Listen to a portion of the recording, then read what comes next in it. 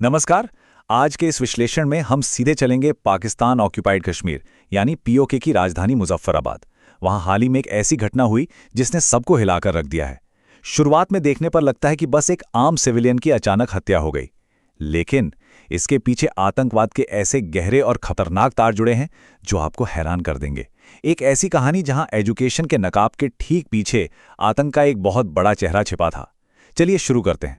तो हुआ ये कि दिन दहाड़े, लिटरली दिन के उजाले में, मुजफ्फराबाद के एक स्कूल प्रिंसिपल को सड़क पर गोली मार दी जाती है।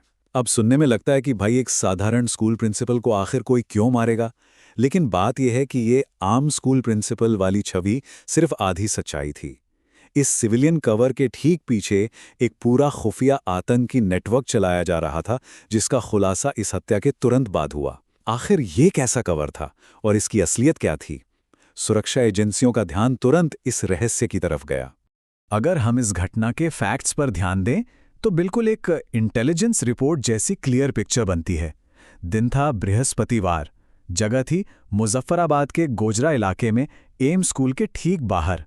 हमलावर बाइक पर आए जिनकी पहचान अभी तक नहीं हो पाई है। उन्होंने लगातार कई राउंड्स फायरिंग की। रिजल्ट? टारगेट के सर में ठीक 3 गोलियां लगीं और उसकी मौके पर ही मौत हो गई। सोशल मीडिया पर जो वीडियोस सामने आए हैं ना, उनमें इस अटैक की भयावहता और सटीकता साफ देखी जा सकती है। एकदम कैलकुलेटेड और प्रिसाइज हिट। और ये चीज बहुत शानदार तरीके से इलस्ट्रेट करती है उस छलावे को जो दिखावे और सच्चाई के बीच था। एक तरफ देखिए, दावा ये था कि यह व्यक्ति एम्स हाई सेकेंडरी स्कूल का प्रिंसिपल है। ये एक आम नागरिक की छवि थी जिसे आईएसआई ने बहुत सफाई से डिजाइन किया था। लेकिन अगर हम रियलिटी चेक करें तो दूसरी तरफ वो असल में अल बदर का एक टेरर कमांडर था। उसके आसपास AK-47 वाले गार्ड्स की एक पूरी सिक्योरिटी डिटेल घूमती थी और वो कम से कम 7 टेरर लॉन्च पैड्स का संचालन कर रहा था। जस्ट इमेजिन, एक सिविलियन कवर और आतंकी सच्चाई का ये कितना बड़ा और हैरान कर देने वाला कॉन्ट्रास्ट है। अब सबसे बड़ा सवाल दिमाग में ये आता है कि असल में ये शख्स था कौन। इसका असली नाम था अर्जुमंद गुलजार दर। उम्र थी सिर्फ 27 साल। और हाँ, इसे UAPA के तहत एक आतंकवादी घोषित किया जा चुका था।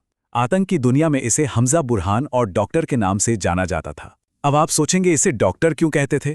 क्योंकि इसके पास एक प्रॉपर फॉर्मल MBBS की डिग्री थी। पुलवामा के रत्नीपोरा इलाके में जन्मा और बड़ा हुआ ये शख्स आतंकवादी गतिविधियों का एक मास्टर प्लॉटर बन चुका था। Okay, let's dive into this timeline. आखिर एक medical student top terror commander कैसे बन गया? 2017 में यह हायर स्टडीज के बहाने भारत छोड़कर पाकिस्तान चला गया। वहां पहुंचते ही इसने अल बद्र ज्वाइन किया और 2018 तक कश्मीरी युवाओं का ब्रेन वॉश करने के लिए रैडिकल प्रोपेगेंडा वीडियोस बनाना शुरू कर दिया। फिर आता है 2019, जब इसने उस भयावह पुलवामा कॉन्वॉय अटैक की लॉजिस्टिक्स को संभाला।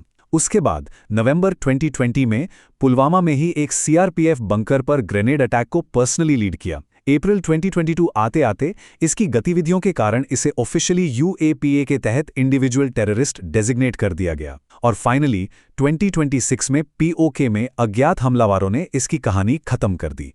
40 ये सिर्फ एक नंबर नहीं है, ये 2019 के पुलवामा हाईवे अटैक की उस गंभीर और भयानक ह्यूमन कॉस्ट की याद दिलाता है।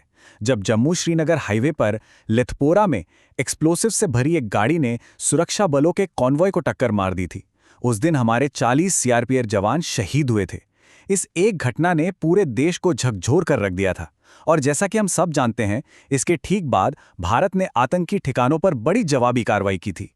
तो यहां सवाल यह है कि आखिर 2019 के उस हमले में हमजा बुरहान की मेन भूमिका क्या थी और इसे वांटेड लिस्ट में इतना ऊपर क्यों रखा गया था? देखिए, इसका काम फ्रंटलाइन पर आना नहीं था, बल्कि बैकग्राउंड में लॉजिस्टिक्स संभालना था। स्टेप 1, इसने उन आतंकियों तक एक्सप्लोजिव्स और ग्रेनेड्स की क्रिटिकल सप्लाई पहुंचाई जिन्होंने इस हमले को एक्चुअली अंजाम दिया। स्टेप 2, इसने स्ट्राइक के लिए खास रूट्स और रास्तों का पूरा मैप तैयार किया। और स्टेप 3, जैश-ए-मोहम्मद द्वारा किए गए इस हमले की जो फाइनल तारीख थी, वो भी इसने ही तय की थी। एकदम प्रिसाइज प्लानिंग। इस पॉइंट को हाईलाइट करना बहुत जरूरी है।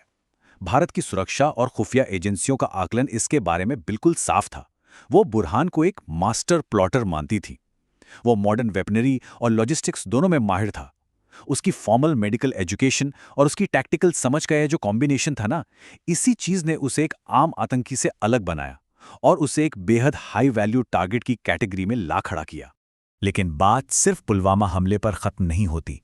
बुरहान का असर इससे कहीं ज्यादा था।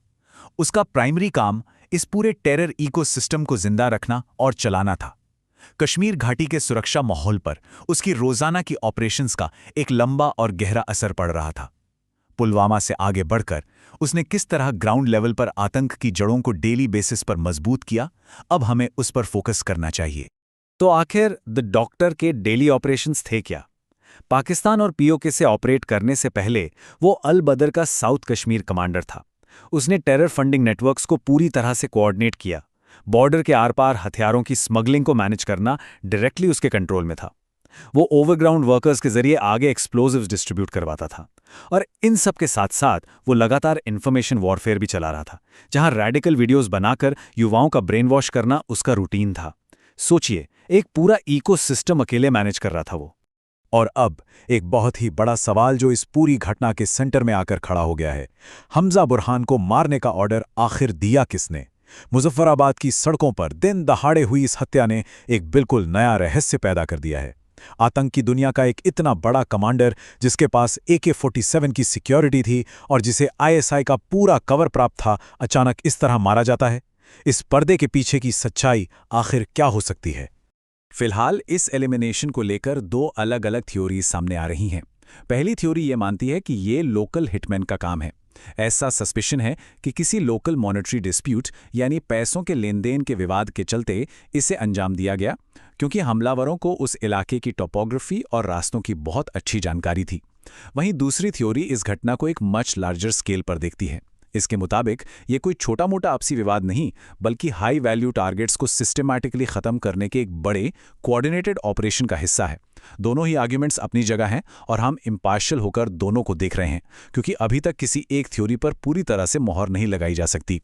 अब अगर हम थोड़ा जूम आउट करें और इस घटना को एक मैक्रो लेवल पर देखें, तो एक बहुत बड़ा पैटर्न नजर आता है। हमजा बुरहान की हत्या कोई एक अकेली घटना नहीं है। हाल ही के दिनों में पाकिस्तान और पीओके में छुपी हुई ऐसी कई वांटेड हस्तियों को ठीक इसी तरह रहस्यमयी ड्राइव बाय किलिंग्स का निशाना बनाया गया है। एक पूरी सीरीज चल रही है जहां वांटेड लिस्ट में शामिल आतंकियों को चुन चुनकर एलिमिनेट किया जा रहा है। ये ब्रॉडर ट्रेंड इस बात का साफ इशारा है कि जियोपॉलिटिकल लेवल पर कुछ बहुत बड़ा चल रहा है। इस शैडो वॉर के लगातार बदलते हुए स्वरूप के साथ अंत में एक थॉट प्रोवोकिंग सवाल दिमाग में आता है। ये नया ट्रेंड रीजन की सिक्योरिटी डायनामिक्स के भविष्य के लिए आखिर क्या सिग्नल दे रहा है? जब कोवर्ट ऑपरेशंस और क्रॉस बॉर्डर नेटवर्क्स के तरीके इस रहस्यमयी ढंग से बदल रहे हैं, तो क्या हम आतंकवाद के खिलाफ एक बिल्कुल नए फेज में एंटर कर चुके हैं? ये एक ऐसा सवाल है जो आने वाले समय में इन बदलती रियलिटीज को और करीब से देखने पर मजबूर करता है। आज के इस विश्लेषण में बस इतना ही।